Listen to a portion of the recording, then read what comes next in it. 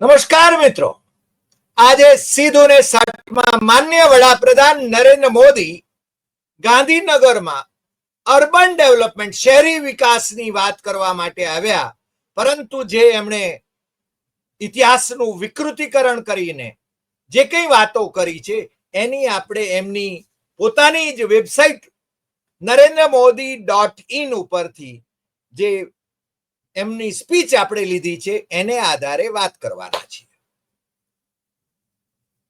એ દાહોદ જિલ્લો મેં બનાવ્યો એની વાત કરે અને બિરસા મુંડા એમણે 1857માં સ્વાતંત્ર્ય સંગ્રામમાં ભાગ લીધો એવા ગપ્પા એ મારતા હોય ત્યારે મને લાગે છે ગુજરાતી પ્રજા તાળીઓ પાડે છે.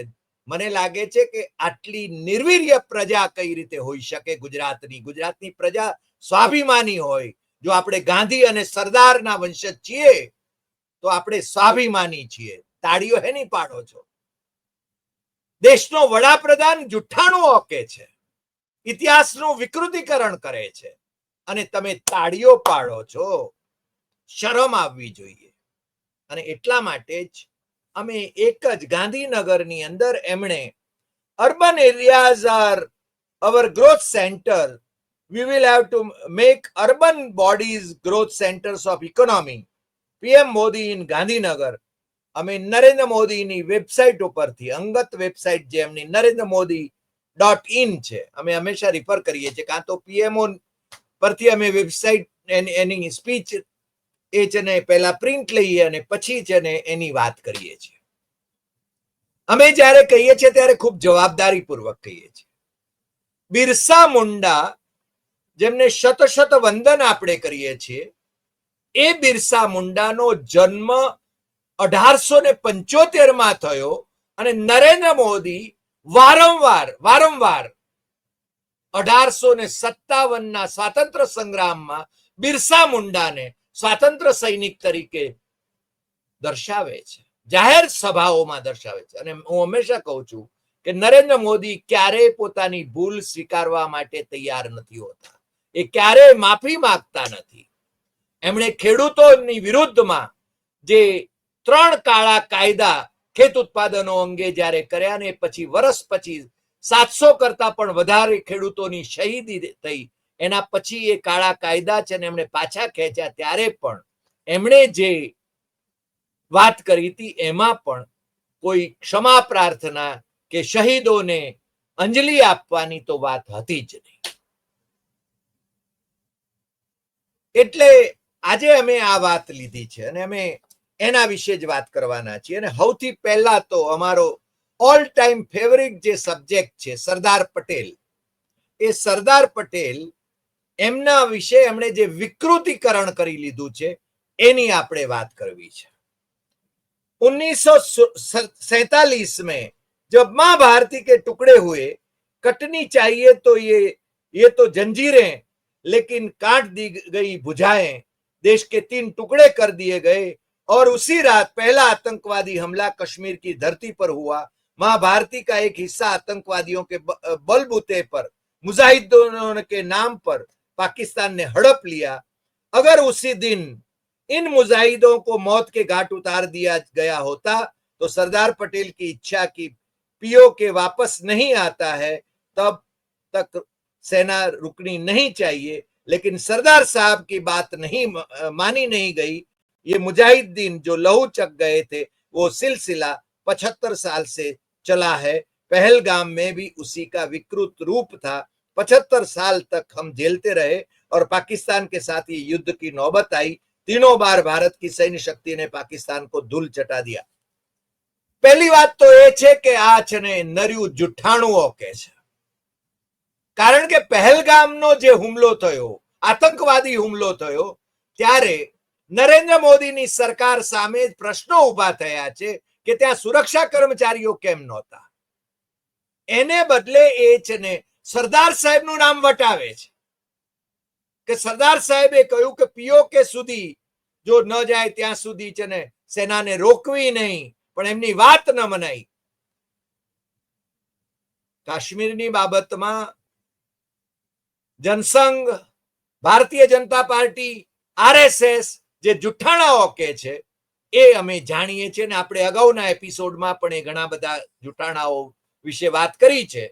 અમારી પાસે બલરાજપુરીની આ બુક છે, નાનકડી બુક છે, પણ એ બલરાજપુરી જેવી મોટી હસ્તીએ, કાશ્મીરની વ્યક્તિએ, રિસર્ચ સેન્ટર જે ચલાવતા હતા એમણે આ પુસ્તક જ્યારે લખ્યું છે એની અંદર એનો ઇતિહાસ લખ્યો છે અને તથ્યાત્મક ઇતિહાસ લખ્યો છે. એ કહે છે કે એ વખતે જનસંઘનો એટલે ભારતીય જનતા પાર્ટી એમ કે છે જનસંઘનો નવ અવતાર છે ભારતીય જનતા પાર્ટી, અને એના પહેલા જે ડોગરાની જે ત્યાં એનો પૂર્વ અવતાર હતો ઓલ જમ્મુ એન્ડ કાશ્મીર રાજ્ય હિન્દુ સભા, the earlier incarnation of present Bharatiya Janata Party in the state, એ મે 1947માં એ છે ને એમ કે છે મહારાજા હરિસિંહને કે સેક્યુલર ભારત સાથે જોડાવાય નહીં, આપણે હિન્દુ રાષ્ટ્ર કરો, જમ્મુ કાશ્મીર એ અલગ રાજ્ય, સ્વતંત્ર રાજ્ય થવું જોઈએ, સ્વતંત્ર દેશ થવો જોઈએ. અને એ ડોક્યુમેન્ટેડ છે, એ વાત પણ બહુ સ્પષ્ટ છે. અને સરદાર સાહેબનું જ્યારે નામ વટાવીને જે કંઈ 370 અને એ બધાની વાતો કરે છે ત્યારે મારે છે ને જે લોકો ખરેખર બુદ્ધિશાળી છે, આપણા દર્શકો તો બુદ્ધિશાળી છે જ, અંધભક્તો કેટલાક હશે જો જોતા હશે આપણો એપિસોડ, ન જોવે તો કઈ ફેર નથી પડતો, પરંતુ જે બુદ્ધિશાળી લોકો છે, જે અભ્યાસી લોકો છે, જે આપણી સાચી વાત એને ચેક કરવાની કોશિશ કરે છે, એમને હું કહું છું કે દુર્ગાદાસ ના આ વોલ્યુમ 10 વોલ્યુમમાંનું પહેલું volume A Sardar Patel correspondent 1945-50 volume number 1 new light on Kashmir, Durgadas એટલે સરદાર સાહેબના ખૂબ જ નજીકના સાથી હતા, હિન્દુસ્તાન ટાઈમ્સના એ ચીફ એડિટર હતા, અને કે બિરલા જે સરદાર સાહેબના ખૂબ અંતરંગ મિત્ર હતા, આ સવારે 4 વાગે રોજે રોજ એમની સાથે વોકમાં નીકળતા હતા અને સરદાર સાહેબ સવારે 4 વાગ્યાથી બધાને મુલાકાત આપતા હતા. એ જેની વાત થઈ જાય પછી નીકળી જાય અને બીજા નવા જેની મુલાકાતનો સમય આપ્યો હોય એ એમની સાથે વાત કરે. આ વોલ્યુમ નવજીવન ટ્રસ્ટે છપાયેલું છે, 10 વોલ્યુમ છપાયેલા છે, એમાં પહેલું વોલ્યુમ કાશ્મીર વિશે છે. અને સરદાર સાહેબ અને નહેરુ બંને એ આ બાબતની અંદર બહુ સ્પષ્ટ હતા, એ એકમેકને વાત કરીને નિર્ણય કરતા હતા. સરદાર સાહેબ છે ને એ મહારાજા હરિસિંહ સાથે ડીલ કરતા હતા અને નહેરુ છે ને એ શેખ અબ્દુલ્લા જે બહુ જ પોપ્યુલર લીડર હતા. તમને ખબર છે કે જમ્મુ કાશ્મીર એ મુસ્લિમ બહુલ પ્રદેશ હતો અને રજવાડું હતું, અને મહારાજા હરિસિંહ એમને કહેવામાં આવ્યું હતું સરદાર પટેલ તરફથી કે 15 ઓગસ્ટ 1947 સુધી તમે નક્કી કરી લ્યો તમારે પાકિસ્તાન સાથે જોડાવવું છે કે ભારત સાથે જોડાવવું છે. પણ મહારાજા એ નક્કી કરી શક્યા નહોતા અને માઉન્ટ બેટન સાથે એમણે જ્યારે મેસેજ મોકલાવ્યો ત્યારે માઉન્ટ બેટન સાથેની મુલાકાતમાં એ વખતે મહારાજાએ બીમારીનું બહાનું કાઢ્યું હતું. અને જ્યારે ઓક્ટોબરની 22મીએ પાકિસ્તાનના રેડર્સ આવ્યા અને બારામુલ્લા સાથે સુધી ચને આવ્યા, ત્યાર પછી સરદાર સાહેબ અને નહેરુની સલાહ મુજબ વીપી મેનનના આગ્રહથી શ્રીનગરથી મહારાજાને એ જમ્મુ તરફ કૂચ કરવા માટે, એમને ડ્રાઈવ કરવા માટે રાતે કહેવામાં આવ્યું હતું. કારણ કે મહારાજાનું જો અપહરણ કરવામાં આવે, પેલા જે રેડર્સ હતા એ પાકિસ્તાનના આમ તો જવાનો હતા, પાકિસ્તાનનું લશ્કર હતું, એ જો એમનું અપહરણ કરે તો આખું જમ્મુ કાશ્મીર લખાવી દે. પણ મહારાજા જ્યાં સુધી ભારતમાં પોતાના રજવાડાનો વિલય ન કરે ત્યાં સુધી ભારતીય લશ્કર મોકલી શકાય નહીં, એ હકીકત હતી. એ બાબતને જનસંઘ, ભારતીય જનતા પાર્ટી અને આરએસએસ એના સાહિત્યમાં પણ વિકૃતિ કરીને મૂકવામાં આવે છે. એટલે ભાઈશ્રીએ જે વાત કરી છે એ પોતાના પહેલગામ આતંકી હુમલાના બચાવમાં એ સરદાર સાહેબનું નામ વટાવે છે. મને લાગે છે કે બધા ગુજરાતીઓ એ સમજદાર છે એમ હું માનું છું, અને એક ગુજરાતીઓએ આ વાતને સમજવી જોઈએ. દેશમાં અને વિદેશમાં તમે નરેન્દ્ર મોદીના સમર્થકો તો પણ મને વાંધો નથી, તમે છે ને કોંગ્રેસના સમર્થકો હો તો પણ વાંધો નથી, ભારતીય જનતા પાર્ટીના સમર્થકો તો પણ વાંધો નથી, તમે છે ને જે હોય, પરંતુ સત્ય એને ટકોરાબંધ સત્યને તમારે છે ને સાચી વાત સાંભળવી પડશે, સ્વીકારવી પડશે, અને નહીં સ્વીકારો તો તમે પસ્તાવાના છો. કારણ મારે એટલું જ કહેવું છે, ભાઈ એમ કહી રહ્યા છે કે પીઓકે લઈને રહેવાનું હતું ભારતીય લશ્કરે, તો આ વખતે ભાઈ કેમ પીઓકે લેવા ન રહ્યા? સંઘર્ષ વિરામ કેમ ટ્રમ્પભાઈના ટ્વીટ પછી કરવામાં આવ્યો? તમને કોણે રોક્યા હતા? તમને છે ને કોઈ નહેરુ આવ્યા હતા બાંધી રાખવા માટે? અને તમે પાકિસ્તાન જ્યારે પરાજય તરફ હતું આ વખતે ઓપરેશન સિંદૂર વખતે, ત્યારે તમે છે ને પીછેહટ કેમ કરી? તમે સંઘર્ષ વિરામ કેમ સ્વીકાર્યો? પ્રશ્ન છે ને જ્યારે આખા દેશના લોકો પૂછી રહ્યા છે અને એમના સમર્થકો પણ પૂછી રહ્યા છે, ત્યારે ભાઈ શ્રી સરદાર સાહેબનું નામ આગળ કરે છે. સરદાર સાહેબ તો કોંગ્રેસના આજીવન નેતા રહ્યા. સરદાર સાહેબ તો કોંગ્રેસના સૌથી સ્ટ્રોંગ નેતા રહ્યા. અને નહેરુ 4 વખત વિદેશ યાત્રાએ ગયા ત્યારે સરદાર સાહેબને એક્ટિંગ પ્રાઇમ મિનિસ્ટર તરીકેનો ચાર્જ આપીને ગયા. મોદીએ સંખ્યાબંધ દેશોની મુલાકાત લીધી, ક્યારે છે ને કોઈને ચાર્જ આપ્યો છે કે નહીં એ જરા પૂછવાનો સવાલ છે. એટલે નરેન્દ્ર મોદી પોતાની ભૂલો જે છે, પોતાને જે પ્રશ્નો થઈ રહ્યા છે આજકાલ આખા દેશમાંથી, કે ભાઈ સંઘર્ષ વિરામ કેમ કર્યો? પીઓકે લઈ લેવું હતું ને, આ વખતે તો તક હતી. અને બલુચિસ્તાન સળગી રહ્યું હતું, સિંધ છે ને અલગ થવા તૈયાર હતું, પખ્તુનવા એટલે નોર્થ વેસ્ટ ફ્રન્ટિયર એ છે ને એ પણ અલગ થવાની વાત હતી. પાકિસ્તાનના 4 ટુકડા કરી નાખવાની સ્થિતિમાં આપણે જ્યારે હતા, ત્યારે નરેન્દ્ર મોદીને કેમ સંઘર્ષ વિરામ સ્વીકારવો પડ્યો ટ્રમ્પભાઈના કહેવાથી કે એમની સાથેની વાતચીતથી? સવાલ આ છે. ઓપરેશન સિંદૂરનો રાજકીય ઉપયોગ એ કરવા માંગે છે અને સરદાર સાહેબની આદર્શ લેવા માંગે છે, ત્યારે મને લાગે છે સુજ્ઞ ગુજરાતીઓએ આ વાત સમજવાની જરૂર છે. બીજી વાત, મેં કહ્યું એમ કે દાહોદ જિલ્લો મેં બનાવ્યો. અરે દાહોદ જિલ્લો એ તો છે ને શંકરસિંહ વાઘેલા એમની જ્યારે ટનાટન સરકાર હતી ત્યારે છે ને એમણે બનાવ્યો હતો. અને આજે અમે પાછો એમના સાથી પાર્થેશ પટેલને પૂછ્યું અને એણે છે ને અમને ટનાટન સરકારના એ બધા કામોની યાદી આખી મોકલી આપી અને એમણે એમાં છે ને દાહોદ જિલ્લો એ આમણે શંકરસિંહ વાઘેલાની સરકારે બનાવ્યો એ વાત પણ છે ને બહુ સ્પષ્ટ થઈ છે. આપણા કેટલાક દર્શકોએ પણ એ વાત આપણા અગાઉના એપિસોડની અંદર કોમેન્ટ્સમાં પણ એ લખી છે, વોટ્સઅપમાં પણ મને એ સંદેશાઓ મળ્યા છે. એટલે ભાઈ શ્રી જેમ બિરસા મુંડા, ભગવાન બિરસા મુંડા, એમને વિશે પણ જે જુઠ્ઠાણું ઓકે છે એ જ જુઠ્ઠાણું એ અહીંયા ઓકે છે. અને ગાંધીનગરમાં જ્યારે લાભાર્થીઓને ભેગા કરવામાં આવ્યા છે, કારણ કે મને ખબર છે કે લાભાર્થીઓ માટે બસ મૂકવામાં આવી હતી અને એમને કહેવામાં આવ્યું હતું કે પીએમ આવાસ યોજના કે બીજી જે સરકારી યોજનાઓ છે એના લાભાર્થી તમે છો તો તમારે છે ને આ બસમાં આવવાનું છે. અને એ રીતે ગર્દી ઊભી કરવામાં આવે છે, એ તમે જાણો છો. પછી એમનો રોડ શો હોય કે કોઈ સભા હોય. અને મહાત્મા મંદિર, ત્યાં મહાત્મા ગાંધી મંદિર નથી કરતા, કારણ કે એમને ગાંધી પ્રત્યે તો દ્વેષ છે. ગાંધીને રાષ્ટ્રપિતા એ નથી ગણતા, કારણ કે આમાં પણ આ જે ગાંધીનગરમાં એમણે જે વ્યાખ્યાન આપ્યું છે એની અંદર પણ એ છે ને જે વાત કરે છે એમાં વીર સાવરકર એ એમના પહેલા આવે છે, પછી છેલ્લે મહાત્મા ગાંધી અને સરદારનું નામ પછી છેલ્લે આવે છે. એ જે વાત કરે છે કે જેમણે આઝાદીની લડાઈની અંદર વાત કર્યું, તમને તો ખબર છે ને આઝાદીની લડાઈમાં તો છે ને ભારતીય જનતા પાર્ટી, જનસંઘ, આરએસએસ અને હિન્દુ મહાસભાના પૂર્વ સૂર્યો જે હતા, નરેન્દ્ર મોદીના પૂર્વ સૂર્યો જે હતા, એ લોકો તો અંગ્રેજોની સાથે હતા. મુસ્લિમ લીગ જીણાનું જે હતું એની સાથે સરકારો ચલાવતા હતા. આ તો ડોક્યુમેન્ટેડ હિસ્ટ્રી છે, નોબડી કેન ડિનાય ઇટ.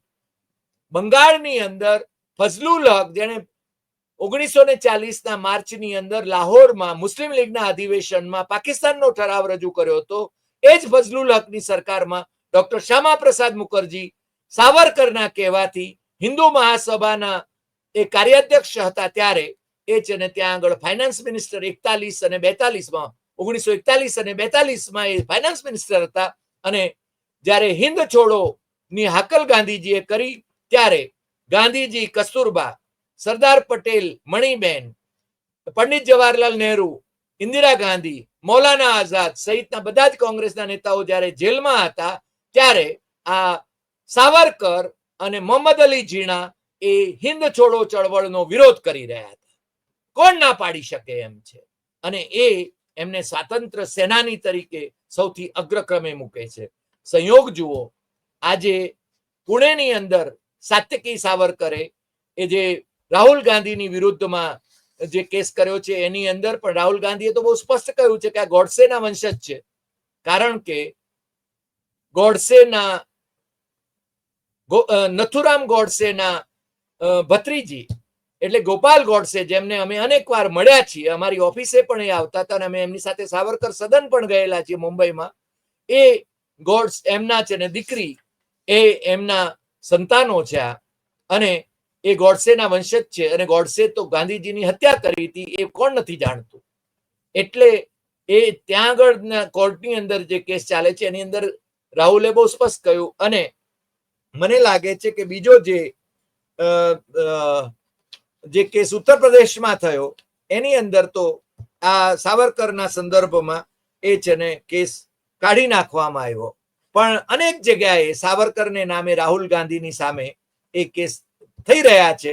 પરંતુ આમને સાવરકર જો હિન્દુ વોટ બેંક એ કોન્સોલિડેટ કરે અને મુસ્લિમ ને વિરોધ કરે તો એ છે ને એમને અનુકૂળ આવે છે વોટની રાજનીતિમાં. એટલા માટે એ એની વાત કરે છે. બીજી વાત, સ્વદેશીની વાત ભાઈએ બહુ કરી છે. સ્વદેશીની વાત એ એમણે એમની સ્પીચમાં છેલ્લે બહુ સરસ રીતે વાત કરી છે. અને પાછા ટુરિઝમ અને ગુજરાતનો વિકાસ તો માત્ર નરેન્દ્ર મોદીએ જ કરી નાખ્યો છે એવો એમનો દાવો છે. અમે હંમેશા કહીએ છીએ Gujarat was always number 1. Narendra Modi જન્મ્યા નહીં હોય ત્યારે મુંબઈ રાજ્યનું આ અંગ હતું એ ગુજરાત એ પહેલેથી એ અગ્રેસર હતું. મુંબઈ પણ ગુજરાતીઓના પ્રભાવ હેઠળ હતું. દુનિયાની સાથે ગુજરાતીઓ વેપાર કરતા હતા. ગુજરાતીઓ, કચ્છીઓ, કાઠિયાવાડીઓ એ બધા દુનિયાભરની અંદર છે ને પોતાનું નામ રોશન કરતા હતા. નરેન્દ્ર મોદીને કારણે ગુજરાતીઓનું નામ રોશન થયું છે એવું માનવાને કોઈ કારણ નથી. પરંતુ ભાઈશ્રી ગુજરાતની અંદર બધી જ વાતોનો યશ પોતે લે છે એ બહુ સ્પષ્ટ છે. એમણે ટુરિઝમને નામે જે કંઈ કર્યું છે એ એટલે એની વાત એ વધારે કરે છે. પછી સ્ટેચ્યુ ઓફ યુનિટી બનાવ્યું હોય સરદારને નામે, અને દિલ્હીમાં સરદારનું કોઈ સ્મારક નથી બનાવ્યું. એક સ્મારક બનાવી શકે તો આપણને આનંદ થાત, કારણ કે અભ્યાસ કેન્દ્ર બને. લંડનમાં સરદાર સાહેબ રહ્યા, મુંબઈમાં સરદાર સાહેબ રહ્યા, પણ નરેન્દ્ર મોદીને આ સ્ટેચ્યુ ઓફ યુનિટી કર્યા પછી એ છે ને સરદાર સાહેબ એ એમના માટે બીજું કોઈ સ્મારક કરવાનું એમને સૂચતું નથી એ આપણે જાણીએ છીએ. બાકી ધારો કે ડોક્ટર બાબા સાહેબ આંબેડકરના બધા સ્મારક એમણે કર્યા એ વોટની રાજનીતિ પ્રેરિત સ્મારકો કર્યા, એ પણ આપણે બહુ સારી રીતે જાણીએ છીએ. પણ મેં કહ્યું એમ કે ભાઈ શ્રી આગળ ઉપર સ્વદેશીની વાત કરે છે. એ કે છે કે 2047 આપણે છે ને આમ એ 2022માં બધાને છે ને ઘર આપી દેવાના હતા.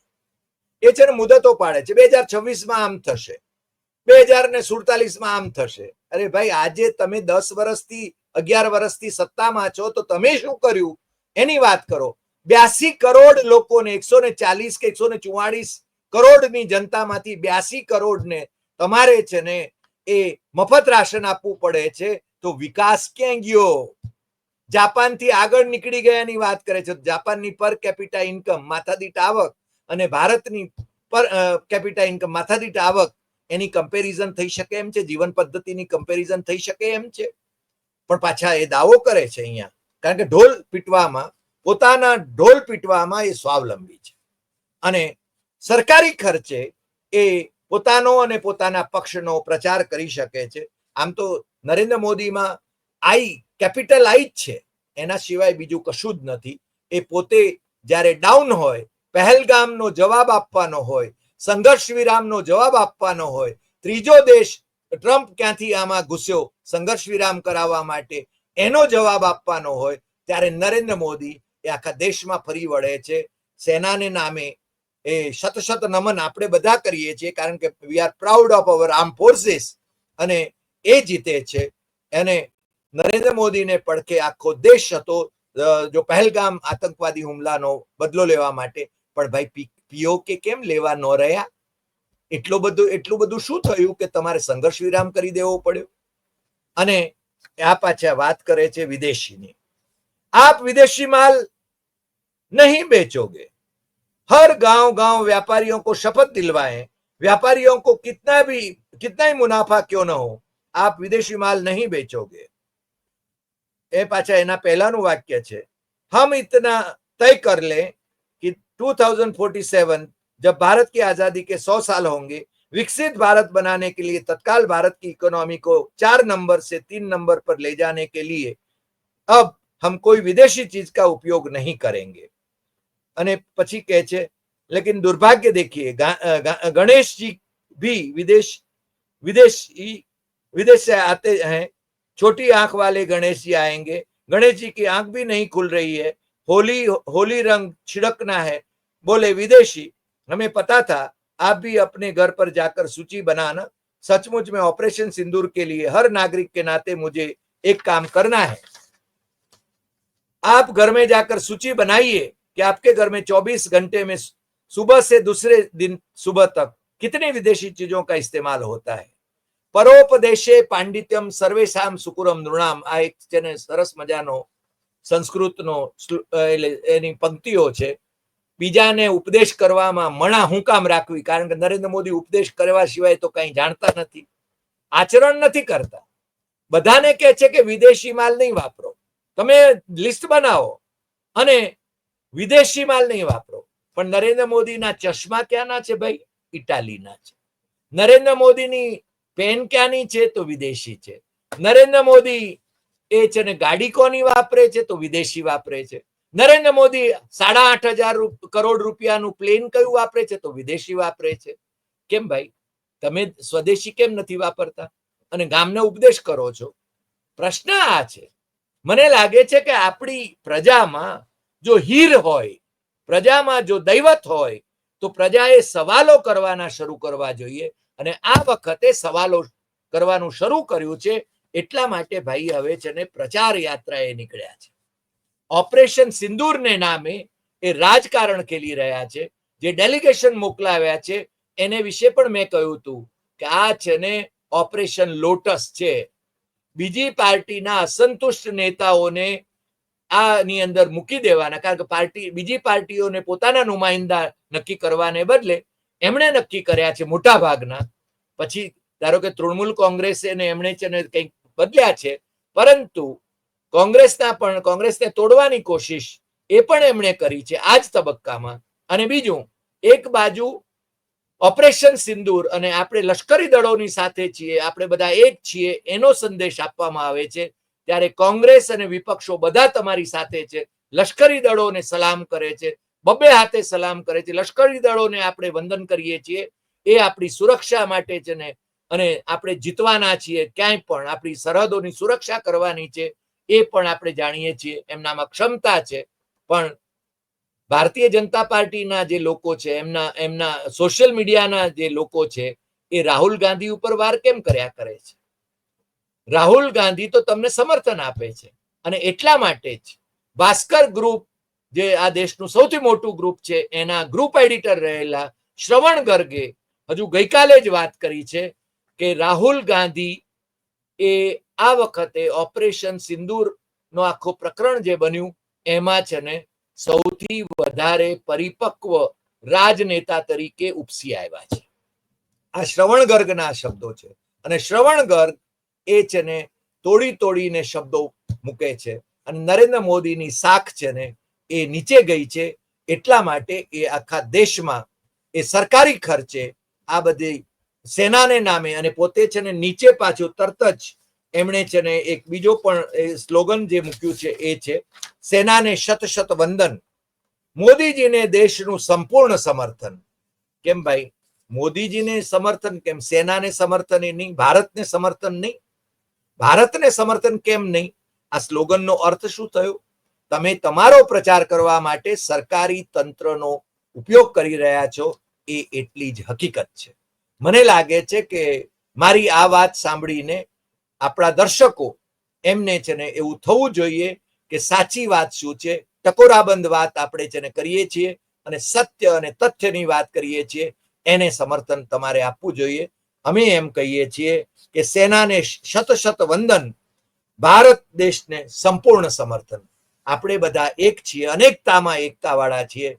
રાજકીય લાભ ખાટવા માટે નરેન્દ્ર મોદી જે કંઈ તાયફા કરે એ છે ને એ કરી શકે છે, પરંતુ એ પોતાની પાર્ટીના ખર્ચે કરે એ જરૂરી છે. સરકારી ખર્ચે છે ને એ જે ખેલ કરી રહ્યા છે એ ન થવા જોઈએ, એવું અમે બહુ સ્પષ્ટપણે માનીએ છીએ. આજે આટલી વાત. ફરી મળીશું નવા એપિસોડમાં નવા વિષય સાથે. તમને જો આ એપિસોડ ગમ્યો હોય તો સૌથી વધુ શેર કરજો, લોકોને જગાડતા રહેજો. લોકોમાં હીર છે, લોકોમાં છે ને ગટ્સ છે, પણ એ છે ને એમનો ડરનો એક માહોલ છે, લાભાર્થીઓને લાલચ છે, અને એમાંથી બહાર આવીને દેશ કાજે આપણે બધાએ એક થવું જોઈએ, એવું જ અમારું કહેવું છે. નમસ્કાર.